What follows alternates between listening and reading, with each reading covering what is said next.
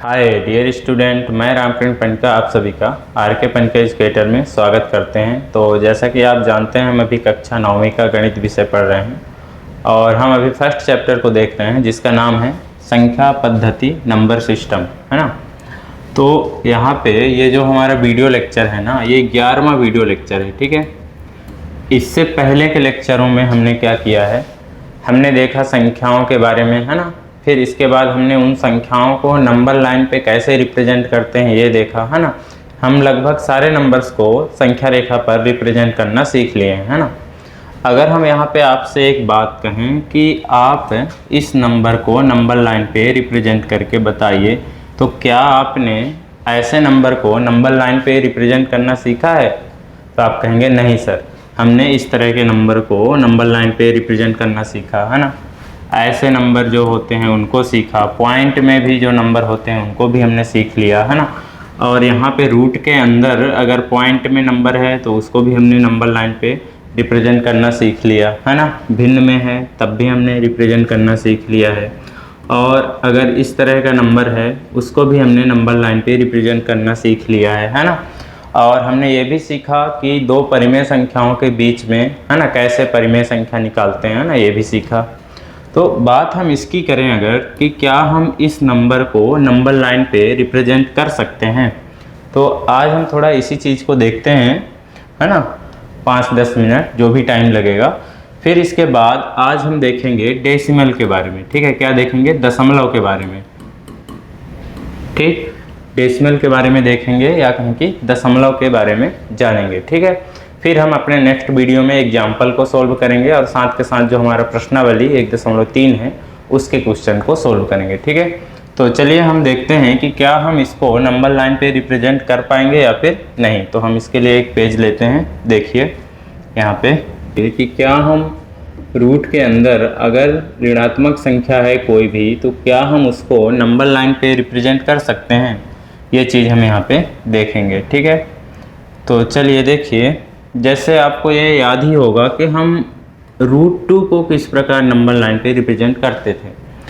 √2 को, √3 को, √5 को, ऐसे नंबर को हम कैसे नंबर लाइन पे रिप्रेजेंट करते थे। तो आप बोलेंगे कि सर अगर हमको √2 को नंबर लाइन पे रिप्रेजेंट करना है तो हमको क्या करना होगा, एक समकोण त्रिभुज में ये वाली लेंथ अगर हमको √2 चाहिए, है ना। देखो हमको √2 की लेंथ कैसे निकालते थे, √3 की लेंथ कैसे निकालते थे, √5 की लेंथ कैसे निकालते थे। तो आप कहेंगे एक समकोण त्रिभुज की सहायता से, है ना। तो इसमें जैसे हमको अगर √2 की लेंथ चाहिए तो आपको मालूम होगा कि अगर हमको √2 की लेंथ चाहिए तो हमको यहाँ पे √1 की लेंथ मालूम होनी चाहिए, मतलब इससे एक कम की लेंथ हमको मालूम होना चाहिए और साथ के साथ एक इकाई यूनिट हमको मालूम होना चाहिए, है ना, तब जाके हम निकाल पाते थे, ठीक है। ऐसे इसको भी अगर हमको नंबर लाइन पे रिप्रेजेंट करना है तो हमको ज़रूरत पड़ेगी समकोण त्रिभुज की, है ना। और अगर हमको √3 की लेंथ चाहिए तो आप बोलेंगे कि सर ये वाली √2 की लेंथ हमको मालूम होना चाहिए और साथ के साथ एक इकाई मालूम होना चाहिए, है ना। अगर हमको √5 की लेंथ चाहिए तो हमको क्या करना होगा, एक समकोण त्रिभुज में अगर हमको √5 की लेंथ चाहिए तो हमको √4 की लेंथ मालूम होना चाहिए और साथ के साथ एक इकाई हमको मालूम होना चाहिए, है ना। ये हमको आता है कि इस तरह से हम निकालते थे। तो यहाँ पे समझने वाली बात ये है कि जब हम इनकी लेंथ समकोण त्रिभुज की सहायता से निकाल रहे हैं ना पाइथागोरस प्रमेय से, तो जाहिर सी बात है कि इसकी भी लेंथ हम क्या करेंगे, पाइथागोरस प्रमेय से ही निकालेंगे, है ना। तो चलिए देख लेते। तो देखो अगर मान लीजिए ये हमारे पास एक समकोण त्रिभुज है और हमको क्या लेंथ चाहिए, माइनस का √2 लेंथ चाहिए, है ना। अब मान लीजिए कि यहाँ पे इसकी जो लेंथ है, मान लो ये प्लस या माइनस में a लेंथ है और प्लस माइनस में ये b लेंथ है। तो आप बोलेंगे सर क्या लंबाई या लेंथ माइनस में हो सकता है? तो लंबाई माइनस में नहीं हो सकता, लेकिन उसका रिप्रेजेंटेशन हो सकता है, उसको हम निरूपित कर सकते हैं। अगर हम ऐसा नहीं करते ना तो नंबर लाइन पे जो जीरो के इधर बाएं साइड में जो माइनस वाले नंबर होते हैं उसको हम लिख ही ना पाते, है ना। तो यहाँ पे नंबर को रिप्रेजेंट कर सकते हैं माइनस में, बाकी जो लेंथ होती है ना वो माइनस में नहीं होती है, ठीक है। हम क्या बोल रहे थे कि मान लीजिए इसकी लेंथ, इसका नाम दे दें, ये मान लीजिए a है, ये b, ये c। तो समकोण त्रिभुज ABC में हम देखेंगे, ठीक है ना। तो देखो यहाँ पे आप समझिए, अगर इसकी लेंथ प्लस माइनस बी है, या तो प्लस में हो सकता है या माइनस में, है ना, कोई भी यहाँ पे होगा लेंथ, और बी और सी की लेंथ क्या हमने मान लिया, प्लस माइनस ए, है ना। अब यहाँ पे अगर हम पाइथागोरस प्रमेय अप्लाई करें तो आपने छोटी कक्षाओं में ये पढ़ा है, देखिए क्या पढ़ा है उसको थोड़ा सा देखते हैं फिर इसमें आते हैं। हमने ये पढ़ा है, देखिए हमने ये पढ़ा है कि यदि कोई भी संख्या यहाँ पे ऋणात्मक में है कोष्टक के अंदर, और अगर हम उसका वर्ग कर रहे हैं, क्या कर रहे हैं, वर्ग, तो इसका आंसर हमेशा प्लस में ही आता है कि नहीं सर? वो कैसे आता है? तो देखो आप जानते हैं इसको हम क्या लिख सकते हैं, -2 इंटू -2, ठीक है। और जब इसका मल्टीप्लाई करेंगे तो सबसे पहले चिन्ह का मल्टीप्लाई करेंगे, है ना, तो माइनस माइनस प्लस हो जाएगा और 2 दूनी 4, है ना। तो माइनस माइनस प्लस हो जाता है मल्टीप्लाई करने से। इसलिए अगर यहाँ पे किसी भी ऋणात्मक संख्या की घात सम संख्या है, देखो ये 2 सम संख्या है ना, यह कहें कि घात 2 है ना, तो फिर उसका जो आंसर आएगा ना वो प्लस में ही आएगा, ठीक है ना। ये बात समझ में आया कि नहीं? और अगर प्लस में है ना, तब तो प्लस तो आएगा ही, है ना, तब तो वो प्लस में रहेगा ही, ठीक है ना। तो उम्मीद है ये बात आप समझते हैं, है ना। अगर हम इसी चीज़ को यहाँ पे समझें कि अगर -a का हम स्क्वायर करेंगे तो ये हमको प्लस में ही ला के देगा, है ना, प्लस में ही ला के देगा a स्क्वायर। वो कैसे सर? देखो अगर हम इसको एक्सप्लेन करें तो हम इसको लिख सकते हैं -a इंटू -a, है ना, और इसको आगे सोल्व करोगे तो माइनस माइनस प्लस हो जाएगा, ठीक, और a का a में गुणा होगा तो a स्क्वायर आएगा, है ना। तो अगर माइनस में नंबर है कोष्टक के अंदर और अगर उसका घात सम संख्या है ना, तो आंसर हमेशा वो प्लस में ही ला के देगा, ठीक है। तो अगर हम यहाँ पे पाइथागोरस प्रमेय इसमें लगाएं, है ना, हम यहाँ पे √-2 की लेंथ निकालने की कोशिश कर रहे हैं, है ना। तो अगर हम यहाँ पे पाइथागोरस प्रमेय लगाएं तो देखिए क्या रिजल्ट निकलता है।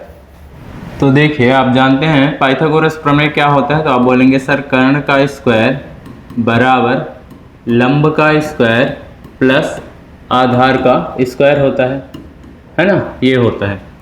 अभी देखो हम 1 मिनट के लिए ये मान लेते हैं कि A से C का जो लेंथ है वो x है ना। अगर हम इसको x मान लिए हैं और इन लेंथ की सहायता से जब इसको पाइथागोरस प्रमेय से हल करेंगे, है ना, तो x की जो लेंथ आएगा अगर संभव हो तो माइनस, मतलब रूट के अंदर -2 आना चाहिए, है ना। तो देखो क्या आता है, तो कर्ण का स्क्वायर मतलब यहाँ पे x का स्क्वायर हम लिख सकते हैं बराबर लंब स्क्वायर, लंब क्या है BC, और BC का हमने क्या लेंथ माना है, +-a का स्क्वायर, है ना। प्लस ये समझने के लिए है ना, आप उस चीज़ को फील कर पाए इसके लिए हमने प्लस माइनस दोनों यहाँ पे, है ना, साइन लिया है। देखो आधार का स्क्वायर, आधार क्या है AB को हमने क्या माना है, +-b का स्क्वायर, ठीक है। आगे देखो इसको सोल्व करते हैं। तो अगर हम यहाँ से वर्ग हटाएं तो उधर क्या लग जाएगा, तो आप बोलेंगे सर वर्गमूल का साइन लग जाएगा ये, है ना, और अंदर ये हो जाएगा +-a का स्क्वायर प्लस ये हो जाएगा +-b का स्क्वायर, ठीक है। यहाँ तक समझ में आया। आगे देखो ये हो जाएगा x बराबर, देखो ये रूट तो रहेगा अभी। अब आप जानते हैं a अगर यहाँ प्लस में रहेगा तब भी a स्क्वायर ही आंसर आएगा, अभी हमने थोड़ी देर पहले इसकी चर्चा किया। और अगर माइनस में भी a स्क्वायर रहेगा, है ना, तब भी वहाँ पे प्लस में ही आएगा। देखो अभी हमने बताया था कि अगर हमारा नंबर प्लस में है और अगर हम इसको स्क्वायर कर रहे हैं आंसर आएगा वो प्लस आएगा, है ना, प्लस में आएगा, ठीक। और अगर ये माइनस में है और अगर हम इसका स्क्वायर करें, अगर यहाँ घात सम संख्या है तो भले ही यहाँ ऋणात्मक संख्या है पर आंसर हमारा किस में आएगा, प्लस में ही आएगा, ठीक है। अगर किसी भी ऋणात्मक नंबर की पावर सम संख्या है तो वो जो आंसर आएगा वो हमेशा पॉजिटिव आएगा, धनात्मक आएगा, ठीक है। तो इसी कंसेप्ट से यहाँ पे चाहे प्लस में हो चाहे माइनस में, तो इसका आंसर क्या आएगा, प्लस में ही आएगा, ठीक है। और ये प्लस, ऐसे ही यहाँ पे इसका भी आंसर प्लस में आएगा, प्लस का b स्क्वायर। तो यहाँ से आप फील कर पाए होंगे कि कोई भी यहाँ पे हम नंबर लें प्लस या माइनस, है ना, अगर हम उसका स्क्वायर करते हैं तो वो हमको पॉजिटिव नंबर ला के देता है, मतलब प्लस में ही नंबर ला के देता है, प्लस में ही नंबर ला के देता है, मतलब अंदर माइनस आना संभव नहीं है ना। तो फिर इसका क्या मतलब हुआ? इसका मतलब तो ये भी हुआ कि हम इसकी लेंथ नहीं निकाल सकते, या फिर ऐसा नंबर संभव ही नहीं है ना, ये हम केवल एक कल्पना कर रहे हैं, है ना। इसीलिए इस तरह के नंबर को काल्पनिक नंबर कहा गया है, इमेजिनरी नंबर। ठीक है, क्या कहा गया है? इमेजिनरी नंबर, काल्पनिक संख्या इनको कहते हैं। ठीक है, और इनको हम नंबर लाइन पे रिप्रेजेंट नहीं कर सकते हैं। क्यों? क्योंकि हम इसकी लेंथ ही नहीं निकाल पा रहे हैं, और नंबर लाइन पे किसी भी नंबर को रिप्रेजेंट करने के लिए लेंथ होना जरूरी है ना। और हम यहाँ पे लेंथ ही नहीं निकाल पा रहे हैं, तो इसको कैसे नंबर लाइन पे रिप्रेजेंट कर पाएंगे, है ना। मतलब इसको निरूपित नहीं कर पाएंगे। ठीक है ना। तो इसको हम कौन सी संख्या बोलेंगे? इसको हम बोलेंगे काल्पनिक संख्या। ठीक है, क्या बोलेंगे? काल्पनिक संख्या। इसको हम काल्पनिक संख्या बोलेंगे। ठीक है, इसको हम काल्पनिक संख्या बोलेंगे। ठीक है ना, क्योंकि ये हमने केवल सोचा इस तरह का नंबर, तो हमने लिख दिया, है ना। बाकी ये नंबर एग्जिस्ट नहीं करता है यहाँ पे। ठीक है ना, ऐसा नंबर नहीं होता, ये हमने सोचा और लिख दिया। ठीक है ना। इसको इंग्लिश में कहते हैं इमेजिनरी नंबर्स।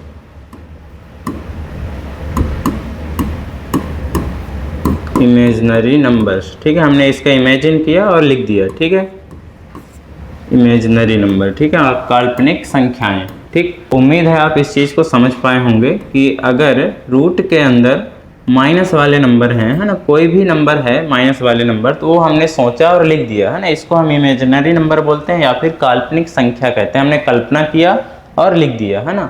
तो इस तरह के नंबर को हम नंबर लाइन पे रिप्रेजेंट नहीं कर सकते हैं, है ना, इसलिए हम इसको काल्पनिक संख्या कहते हैं। और जिन नंबर्स को हम नंबर लाइन पे रिप्रेजेंट कर सकते हैं उनको हम वास्तविक संख्या, मतलब वास्तव में वो संख्या हैं, है ना, मतलब एग्जिस्ट करते हैं वो।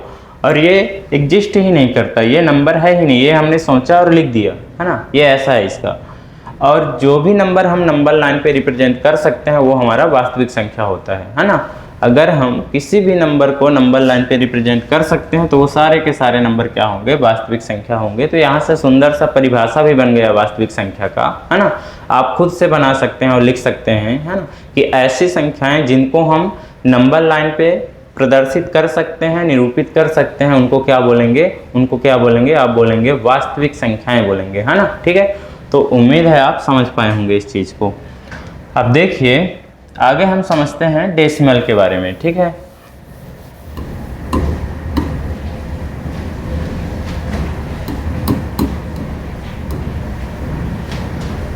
मतलब दशमलव। ठीक है,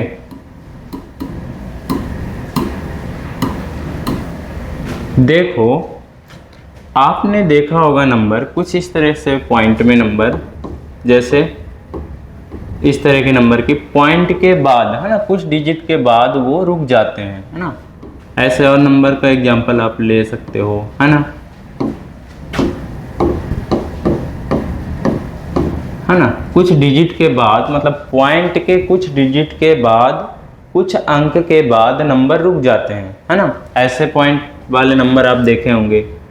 दूसरा आप इस तरह से नंबर देखे होंगे कि जैसे देखो आप इस प्रकार का नंबर देखे होंगे कि वो रुकता ही नहीं है ना, ये आता ही जाता है, 3 3 3, ऐसे पॉइंट वाले नंबर देखे होंगे आप। ठीक है, इसी को हम ऐसे लिख सकते हैं। देखिए जैसे जितने अंक बार बार रिपीट हो रहा है ना, तो उसके ऊपर बार का साइन लगा दिया जाता है। ये ऐसे एक लाइन ऐसे, इसको बार का साइन बोलते हैं ना, बार का साइन लगा दिया जाता है ना। तो दोनों का मतलब सेम ही है। तो ऐसे नंबर आप देखे होंगे, है ना। जरूरी नहीं कि एक ही अंक रिपीट होगा, आपको ऐसे भी कहीं पे देखने को मिलेगा ना, 2 5 2 5 2 5, है ना, ऐसे करके एक पैटर्न आपको दिखेगा। ठीक है, अब इसमें भी अगर हम इसको बार लगाकर लिखें तो इसको हम कुछ इस तरीके से लिख सकते हैं कि 0.25 के ऊपर बार का चिन्ह लगाएंगे। देखो जितने अंक रिपीट होते हैं उतने अंक के ऊपर बार का साइन लगा रहेगा। ठीक है, अगर एक और हम एग्जांपल देखें इसी में, तो हो सकता है अगर आपको ऐसे देखने को मिले, देखो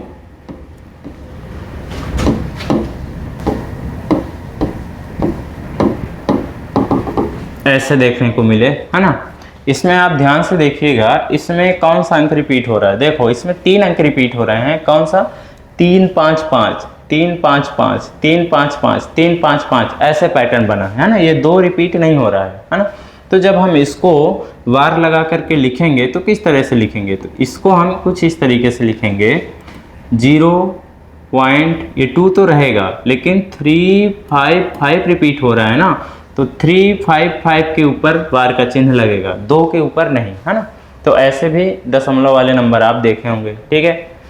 और कुछ इस तरीके का नंबर भी आपने देखा होगा, मतलब उसमें कुछ पता ही नहीं चलता कि क्या हो रहा है, ना ही वो ख़त्म होता है और ना ही कोई पैटर्न प्राप्त होता है हमको, है ना। ऐसे नंबर ऐसे भी आप देखे होंगे, है ना। तो अब इनका हम नाम जानते हैं कि इनको हम बोलते क्या हैं। अगर हमको ऐसे नंबर दिखे, है ना, दशमलव में, तो हम उसको क्या नाम देंगे। ऐसे नंबर दिखे तो उसको हम क्या बोलेंगे। और क्या हम इन नंबर्स को P/Q के रूप में लिख सकते हैं, मतलब क्या हम इन दशमलव वाले नंबर को परिमेय संख्या बना सकते हैं। P/Q के रूप में लिखना मतलब परिमेय संख्या बनाना, है ना। क्या हम इनको परिमेय संख्या के रूप में लिख सकते हैं, ये हम देखेंगे, ठीक है ना। तो देखिए, अगर आपको इस तरह का दशमलव प्रसार वाले नंबर दिखे, मतलब कुछ डिजिट के बाद नंबर रुक जाए, है ना, इनका प्रसार रुक जाए, तो ऐसे दशमलव वाले नंबर को हम शांत दशमलव प्रसार वाले नंबर, ये मुंह से सुपारी निकाल के बात कर रहे बाबा, इसके मुंह में पैदाइशी सुपारी है। क्या शांत दशमलव प्रसार क्या बोलते हैं, शांत दशमलव प्रसार बोलेंगे। क्या बोलेंगे, शांत दशमलव प्रसार, शांत दशमलव प्रसार, ठीक है। इनको हम क्या बोलेंगे, शांत दशमलव प्रसार वाले नंबर बोलते हैं ना। इसको इंग्लिश में बोलते हैं टर्मिनेटिंग नंबर्स, मतलब टर्मिनेटिंग डेसिमल, ठीक है, टर्मिनेटिंग डेसिमल,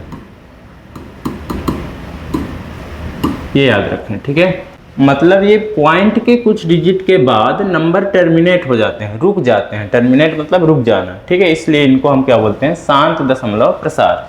अब हम इसे देखते हैं कि अगर ऐसा दशमलव प्रसार वाला नंबर हो तो हम उसे क्या बोलेंगे, है ना। जैसे इसको हमने शांत तो कह दिया, इसको क्या बोलेंगे, क्योंकि ये शांत नहीं है। कैसे पता चला, क्योंकि देखो ये डॉट डॉट डॉट का मतलब ये आगे ऐसे चलता जाएगा, है ना, कभी नहीं रुकेगा। पर यहाँ पे एक चीज़ और देखने को मिलता है कि इसमें अंक रिपीट हो रहे हैं, ठीक है। क्या हो रहा है, देखो 3 3 3 आ रहा है, भले ही ये खत्म नहीं हो रहा है, पर एक हमको पैटर्न मिला, है ना। यहाँ 3 3 3, एक अंक यहाँ पे रिपीट हो रहा है, ठीक है। देखो एक से ज़्यादा अंक भी रिपीट हो सकते हैं, देखो यहाँ पे 2 अंक रिपीट हो रहा है ना, पर ये भी खत्म नहीं है। ये बार का साइन है, देखो इस तरह के नंबर अगर मिले तो उसको बार का साइन लगा के रोक दिया जाता है, मतलब ऐसे लिख दिया जाता है, ठीक है। दोनों का मतलब सेम ही है, ठीक। तो अगर ऐसे दशमलव प्रसार वाले नंबर आपको दिखे तो उसको क्या बोला जाता है पता है, देखो उसको हम कहते हैं, बुक के हिसाब से आपके बुक में जो लिखा आप वैसे इसको बोल सकते हैं। देखो ये शांत था, ये अशांत है ना। अशांत आवर्ती लगा देंगे, देखो आवर्ती क्यों लगा देंगे, देखो यहाँ पे हमने बोला शांत दशमलव प्रसार क्योंकि ये शांत हो गया था, ठीक है। लेकिन इसमें हमको 2 चीज मिला ना, एक तो ये शांत नहीं है ना, तो जो शांत ना हो उसको हम अशांत बोल देंगे। दूसरा हमको एक पैटर्न मिला कि ये रिपीट हो रहा है ना, तो उसको आवर्ती बोलते हैं। रिपीट होने को क्या बोलते हैं, आवर्ती। क्या बोलते हैं, आवर्ती, है ना, पुनरावृत्ति, ठीक है। या इंग्लिश में बोलें तो रिकरिंग, मतलब रिकर हो रहा है ना, रिपीट हो रहा है, ठीक है। तो इसी हिसाब से इसका अगर हम नाम रखें तो इसको हम बोल सकते हैं अशांत आवर्ती दशमलव प्रसार। क्या बोल सकते हैं, अशांत आवर्ती दशमलव प्रसार। आपके बुक में लिखा है अनवसानी आवर्ती दशमलव प्रसार, है ना, तो हम वही लिखते हैं बुक के हिसाब से। बाकी आप इसको अशांत आवर्ती दशमलव प्रसार भी बोल सकते हैं, ठीक है। तो हम बुक के हिसाब से लिखते हैं, बुक में लिखा है अनवसानी आवर्ती, है ना, अनवसानी आवर्ती दशमलव प्रसार।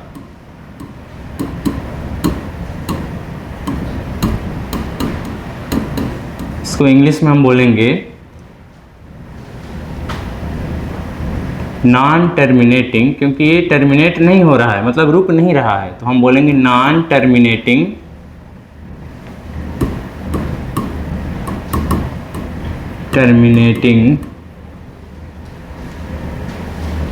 रिकरिंग, नॉन टर्मिनेटिंग रिकरिंग, ठीक है, नॉन टर्मिनेटिंग रिकरिंग।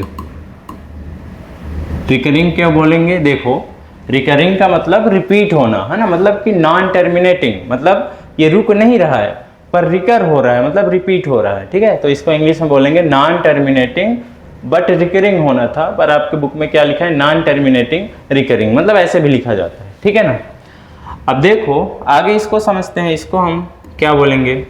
अब आप इसमें देखिए क्या देख रहे हैं, इसमें आप देख रहे होंगे एक चीज़ तो कॉमन दिख रहा है इसमें और इसमें कि ये ख़त्म नहीं होगा। ये कैसे पता चलता है, ये डॉट डॉट से, मतलब ये आगे ऐसे चलता जाएगा, है ना, ये रुकेगा नहीं, तो ये तो मिल गया। दूसरी बात देखो आप, क्या इसमें कोई अंक रिपीट हो रहा है, कोई पैटर्न मिल रहा है, तो आप बोलेंगे नहीं मिल रहा है। तो इस हिसाब से हम इसका क्या नाम दें, इंग्लिश में तो समझ में आ जाएगा। देखो इंग्लिश में हम ये बोल देंगे कि नॉन टर्मिनेटिंग, मतलब ये रुक तो नहीं रहा है बट रिपीट भी तो नहीं हो रहा है, तो यहाँ पे हम लिख देंगे नॉन रिकरिंग, है ना। इंग्लिश में नाम क्या हो जाएगा इसका कि नॉन टर्मिनेटिंग नॉन रिकरिंग, इसको बोलेंगे। लेकिन अगर हिंदी में लिखने जाएं तो इसी को हम क्या बोलेंगे, ऐसे बोल देंगे कि अनवसानी, यहाँ आवर्ती था, इसमें हम बोल देंगे अनावर्ती, है ना, मतलब रिपीट नहीं होना। तो देखो ज़्यादा बकवास ना करते हुए लिख देते हैं। सही बात। तो देखिए इसका दशमलव प्रसार किस प्रकार का है, इसका हम क्या नाम देंगे, अनवसानी अनावर्ती, है ना। यहाँ आवर्ती था, आवर्ती मतलब रिपीट होना, अनावर्ती मतलब रिपीट नहीं होना, तो अनवसानी अनावर्ती, है ना, दशमलव प्रसार।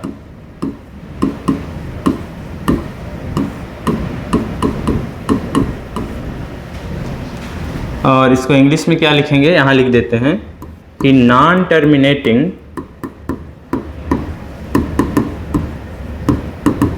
मतलब ये टर्मिनेट तो नहीं हो रहा है, रुक तो नहीं रहा है ना, लेकिन नॉन रिकरिंग भी है, नॉन रिकरिंग मतलब ये रिपीट भी तो नहीं हो रहा है ना, कोई पैटर्न ही नहीं बन रहा है इसमें, है ना। तो ये नॉन टर्मिनेटिंग और नॉन रिकरिंग है, ठीक है। तो इस तरह से आप इनका नाम दे सकते हैं, ठीक है, इनके गुण के हिसाब से, ठीक है ना।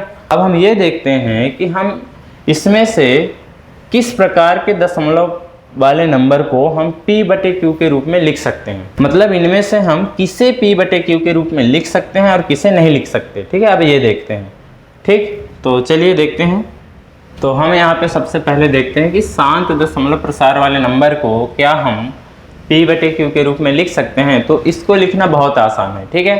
आपको क्या करना होगा, देखिए जैसे हम इसी नंबर को अगर p/q के रूप में लिखना चाहें तो कुछ इस तरीके से लिखेंगे। देखो इसको लिखना आसान है, ठीक है। जैसे दशमलव के बाद जो नंबर हो, अगर इधर भी नंबर हो तो उसको भी लिखना है। जैसे इसको देखो, हम बात ये कर रहे हैं, जैसे मान लीजिए ऐसे भी तो नंबर हो सकते हैं ना, इस तरह का। तो अगर ऐसा हो और ऐसा, तो उसको कैसे करेंगे ये देखना। तो इस तरह का नंबर अगर है तो जो पूरा पूरा नंबर है ना, मतलब दशमलव के इधर अगर कोई नंबर नहीं है, 0 है, तो फिर इधर वाले नंबर बस को लिख लेना है, ठीक है।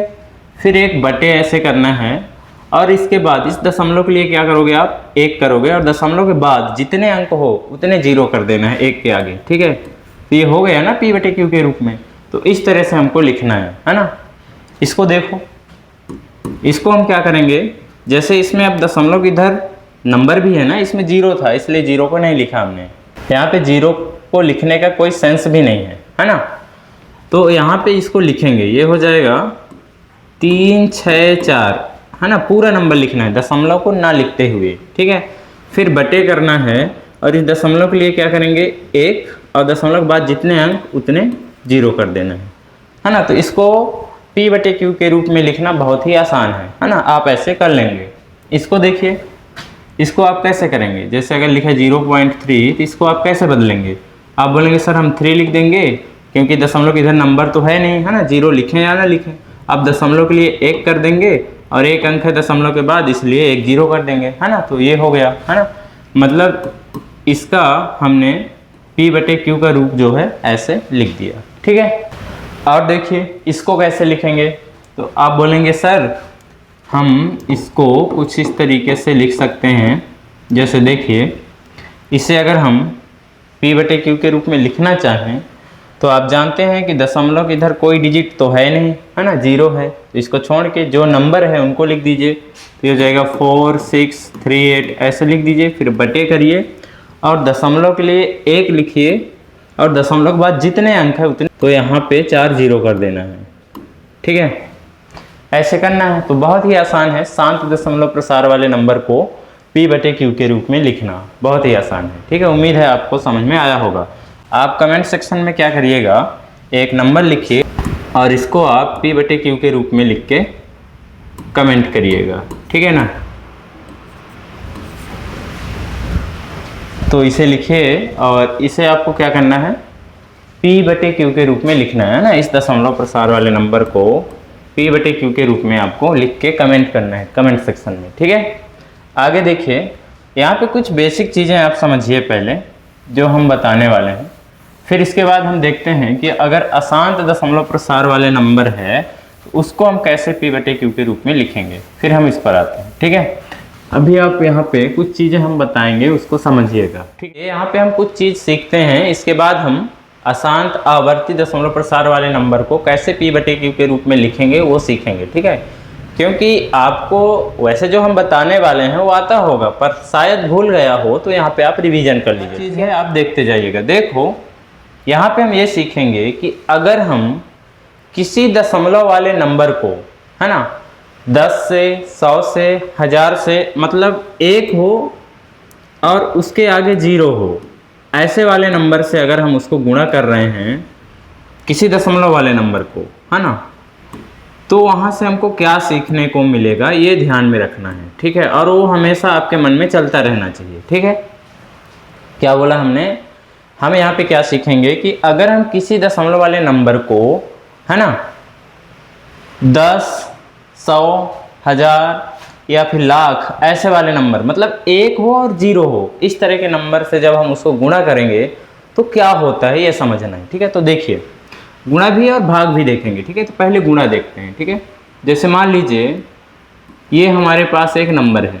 ठीक है, और इसको हम 10 से गुणा कर रहे हैं। क्या कर रहे हैं, 10 से गुणा कर रहे हैं। तो देखो इसका आंसर क्या आएगा, तो ध्यान से सुनिएगा। जब दशमलव में कोई नंबर हो और जब आप उसको इस तरह के नंबर से गुणा करें तो जितने 0 रहता है ना, यहाँ पे जितने 0 रहेंगे ना, दशमलव उतने ही अंक आगे चला जाएगा। ठीक है, जैसे देखिए, अगर हम इसको 10 से गुणा करेंगे तो इसका आंसर आएगा 3, ये जो है, और ये दशमलव 1 अंक आगे जाएगा, यहाँ आ जाएगा। क्यों, क्योंकि इसमें 1 0 है। अगर यहाँ पे 2 0 होता तो ये दशमलव यहाँ आ जाता। ठीक है, तो उसको धीरे धीरे समझते हैं, पहले इसको देखिए। ठीक है, अगर यहाँ पे 1 ही 0 है तो दशमलव यहाँ आ जाएगा, मतलब इसका आंसर ये हो जाएगा। ठीक है, उम्मीद है यहाँ पे समझ में आया होगा। और एग्जाम्पल लेते हैं, है ना, हर वैरायटी का एग्जाम्पल लेंगे। ठीक है,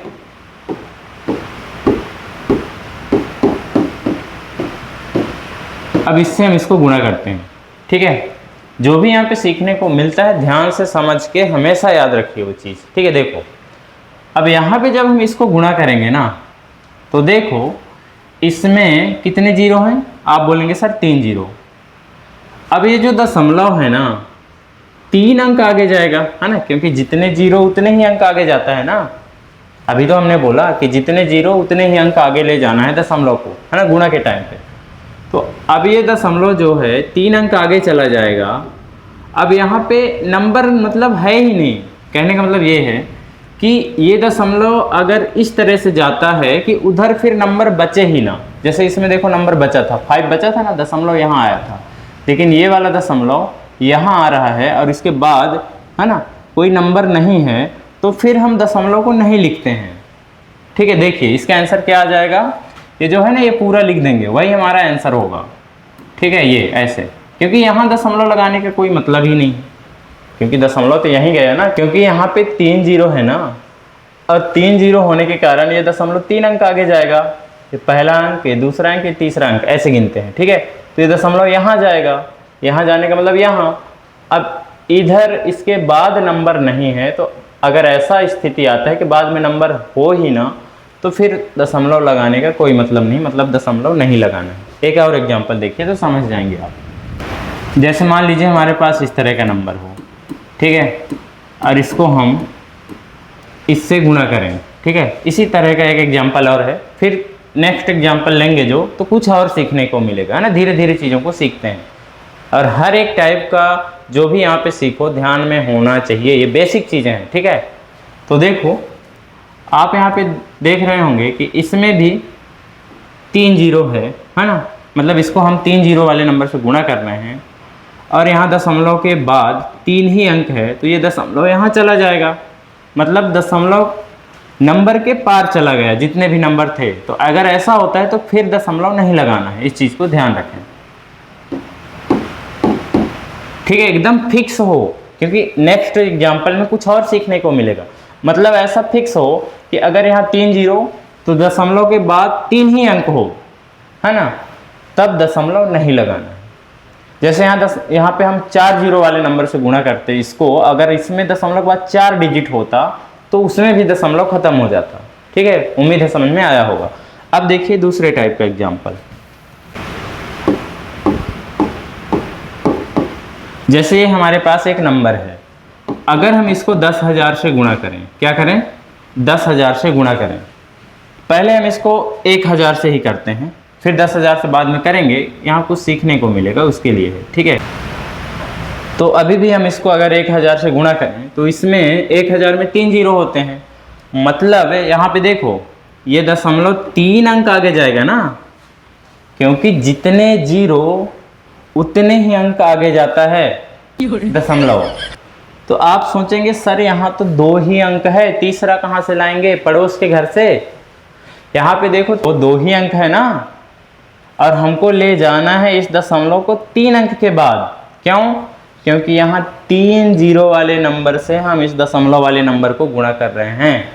तो फिर करेंगे क्या, हम इंडियन हैं, जुगाड़ लगाएंगे, है ना। और जुगाड़ क्या होगा वो देखिए, पहले इतने को लिखते हैं, ठीक है, 6 3 6 4, 2 अंक तो हो गया ना, ये 2 अंक, ठीक है। अब हमको तीसरा अंक चाहिए, तो तीसरा अंक क्या होगा, 0, बिल्कुल सही। यहाँ क्या लगा देंगे, 0। अब ये दशमलव यहाँ आ जाएगा। अब यहाँ दशमलव लगाने की कोई मतलब ही नहीं, क्योंकि आगे नंबर है नहीं, तो इसमें भी हम क्या करेंगे, दशमलव नहीं लगाएंगे, है ना, अगर ऐसा आता है तो। अब देखिए अगर इसी चीज़ को हम 10,000 से गुणा किए होते तब क्या होता, ये लीजिए। अब इसमें 4 जीरो है, कितना है, 4 जीरो, मतलब ये दशमलव जो है ना 4 अंक आगे जाएगा, है ना। तो आप समझ गए होंगे कि सर इस बार हम 2 जीरो लगा देंगे, ठीक है। उम्मीद है समझ पाए होंगे। तो इसका आंसर होगा 63, 6 और 4, ये तो रहेगा ही जो है।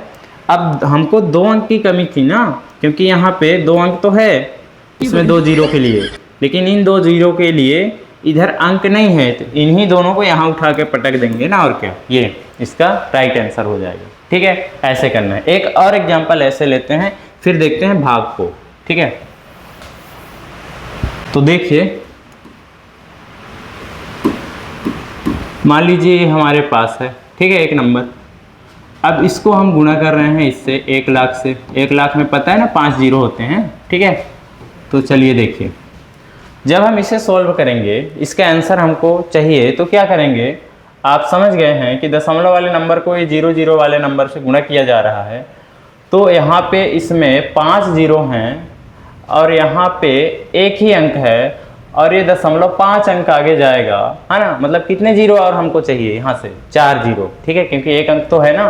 तो इसका आंसर हो जाएगा 6 3 और 4 जीरो, और 1 2 3 4, ठीक है, क्योंकि 1 जीरो के लिए 3 तो था, बाकी जो बच गए, जो बच जाते हैं उनको ऐसे लगा देना है, ठीक है। तो उम्मीद है अब आप कर लेंगे, ठीक है।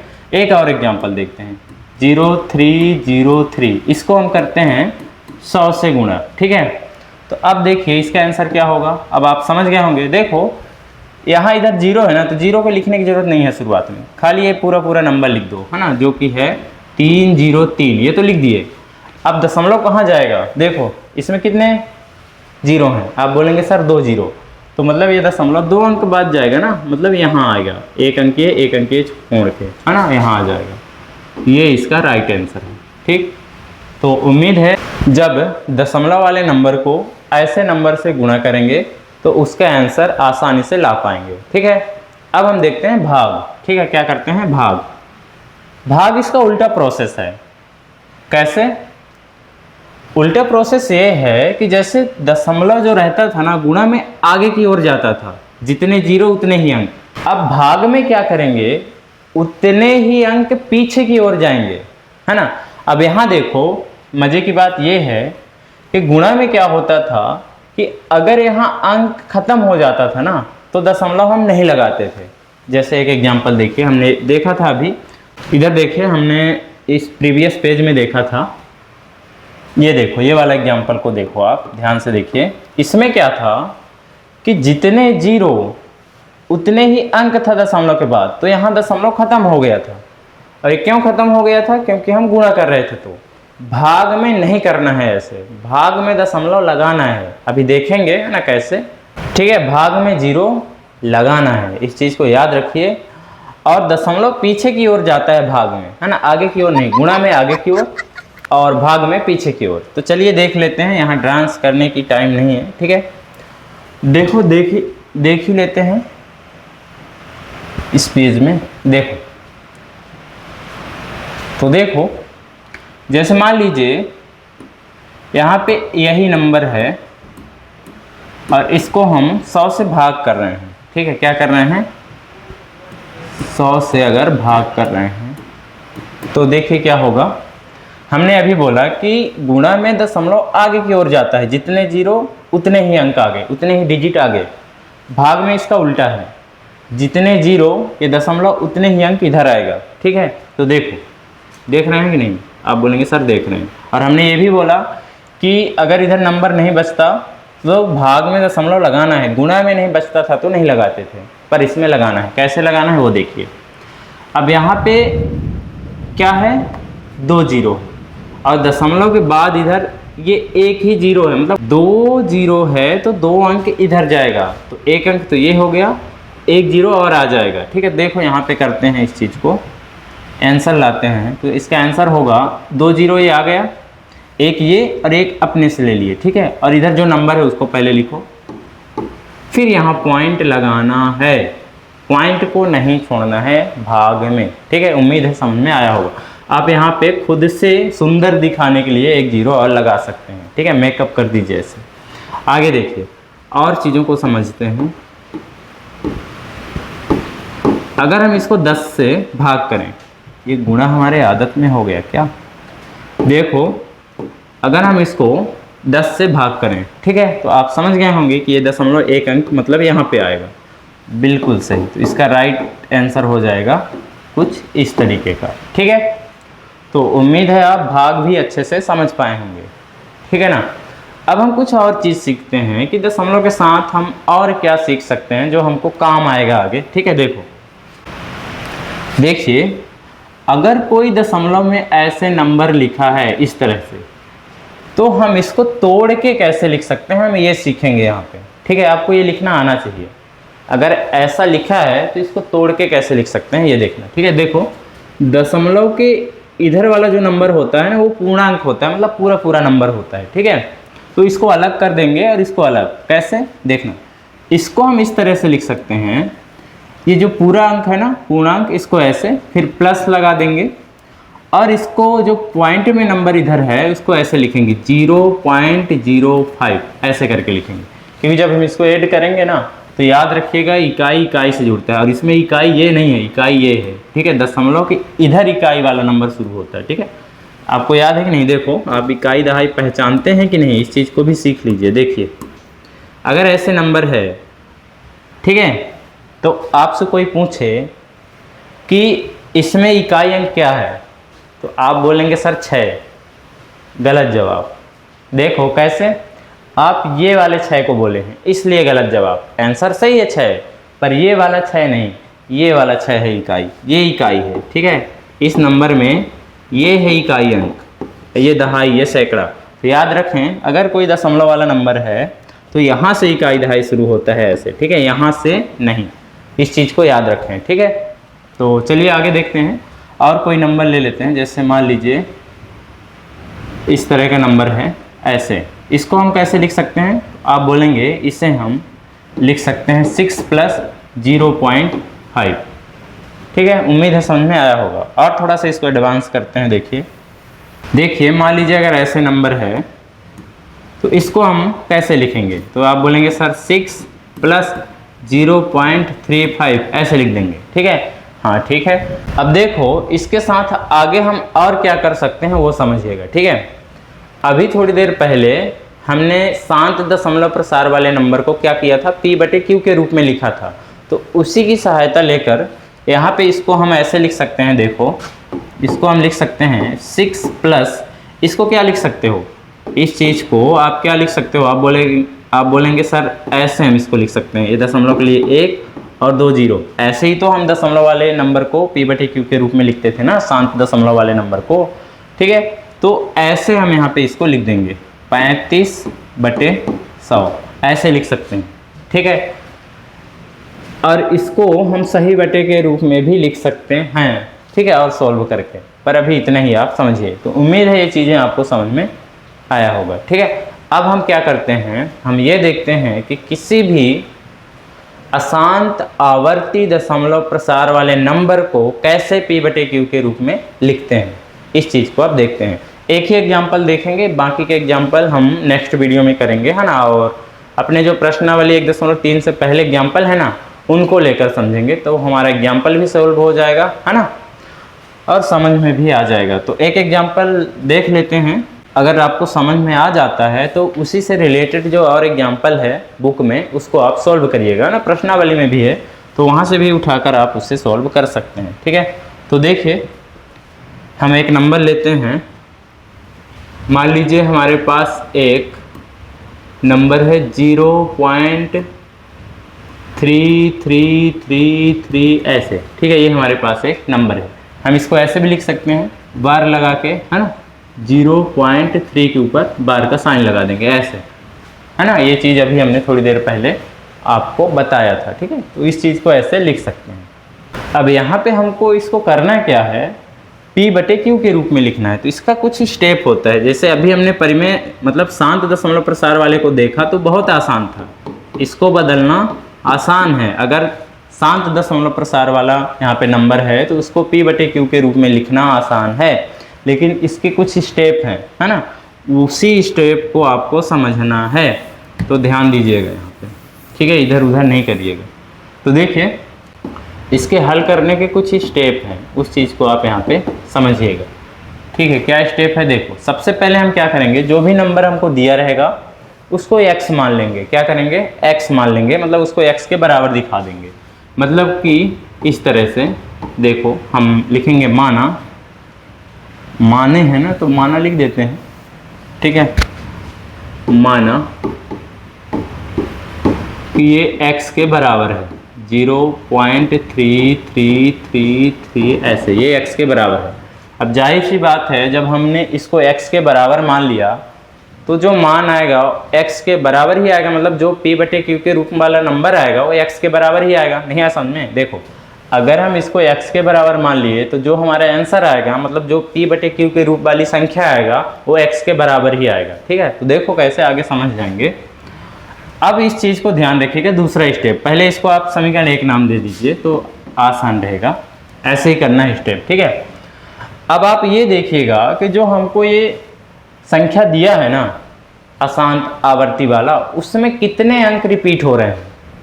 अगर एक अंक रिपीट हो रहे हैं तो ये जो मानते हैं ना x, ये जो मानते हैं x और समीकरण का नाम देते हैं, तो इसके दोनों पक्षों में 10 से गुणा करना है। अगर एक अंक रिपीट हो रहा है तो, ठीक, अगर 2 अंक रिपीट हो रहा है तो हमको 100 से गुणा करना है। 2 जीरो वाला नंबर 100 ही है, ठीक है। अगर 3 अंक रिपीट हो रहा है तो क्या करोगे, आप बोलेंगे सर 1000 से गुणा करेंगे। अगर 4 अंक रिपीट हो रहा है तो 10,000 से, ऐसे बढ़ते ही जाना है। इस चीज़ को ध्यान रखिए, ठीक है। तो देखो अब हमारा अगला स्टेप क्या रहेगा, वही जो हमने बोला कि अगर यहाँ पे एक अंक रिपीट हो रहा है तो x के बराबर मान के उसका नाम 1 दीजिए। फिर इसके बाद यहाँ पे लिखना है कि समीकरण 1 के दोनों पक्षों में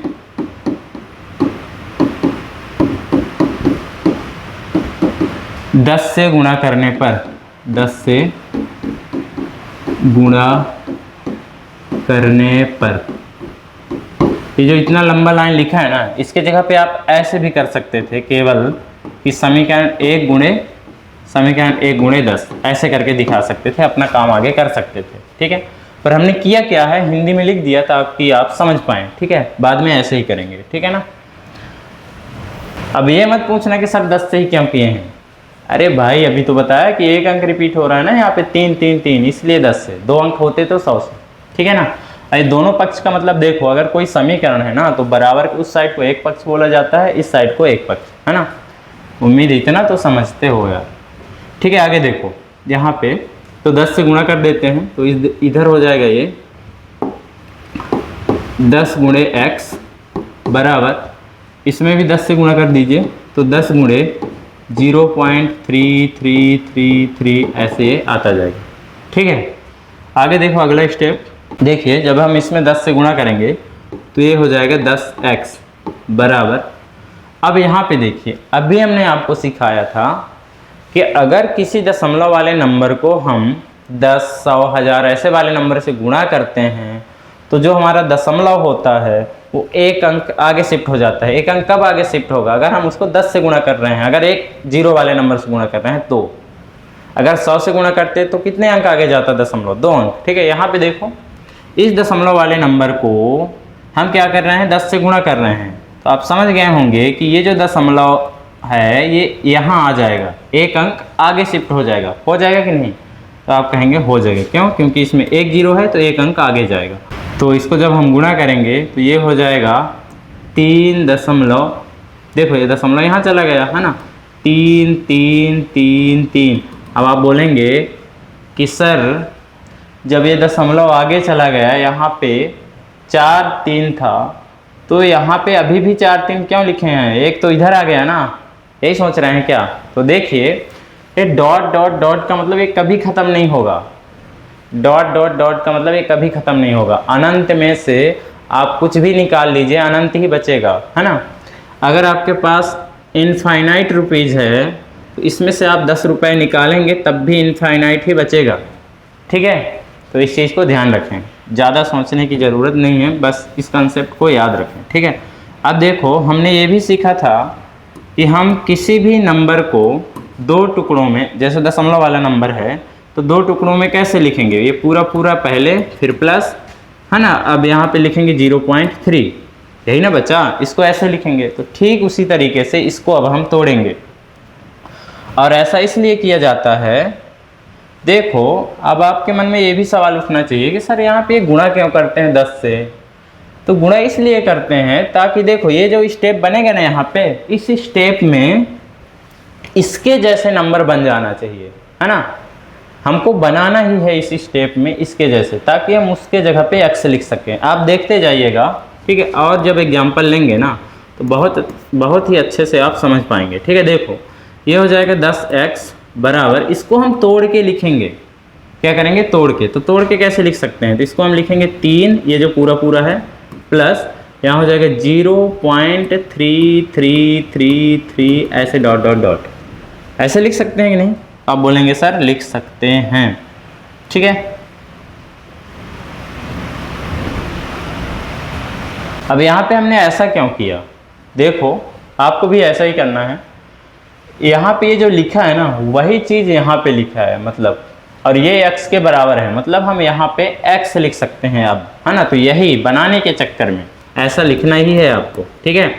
आगे ये हो जाएगा 10x बराबर 3 प्लस, इसको क्या लिख सकते हो, पूरे को x लिख सकते हो, है ना, क्योंकि इसके बराबर ही तो यहाँ पे x है ना। इसी के चक्कर में तो हमने यहाँ पे इसको तोड़ा, ठीक है ना। तो किसी के चक्कर में किसी को तोड़ना पड़ता है ना। देखो आगे ये कहाँ से आया x, यहाँ पे आप बगल में बता दीजिएगा कि समीकरण 1 से। आगे देखो, अब देखो आगे क्या करेंगे, हमारा अगला स्टेप क्या होगा, इसको थोड़ा ऊपर करते हैं। तो देखिए ये हो जाएगा 10x, ये x जो है प्लस में इधर आएगा तो माइनस हो जाएगा, बराबर 3। और जब इसको आगे सॉल्व करेंगे तो ये हो जाएगा, देखो 10x में एक x घटेगा, कितना बचेगा, आप बोलेंगे सर 9x बराबर, यहाँ पे जो 3 है तो 3, अब यहाँ पे x को यहीं रहने दीजिए, 9 को उधर ले जाइए, ठीक है। तो x बराबर हो जाएगा 3/9 और इसको जब आप थोड़ा और सॉल्व करेंगे तो ये हो जाएगा 3 एकम 3 और 3 दिखाई 9, है ना। तो यहाँ से हो जाएगा x बराबर 1/3, ये आपका आंसर है। देखो x के बराबर हमने इसको माना था ना, इसीलिए हमने बोला भी था कि x में ही आंसर आएगा हमारा, है ना। अब x में बोलो या इसको बोलो, दोनों का मतलब सेम है क्योंकि इसी को तो x माना था, है ना। तो हमने यहाँ पे क्या किया, इस अशांत आवर्ती दशमलव प्रसार वाले नंबर को p/q के रूप में लिख दिया, है ना। अतः हम यहाँ पे लिखेंगे अतः में कि अतः 0.3 के ऊपर बार लगा के बराबर, ये किसके बराबर है, 1/3 के बराबर है ना। ये हमारा आंसर है, ठीक है।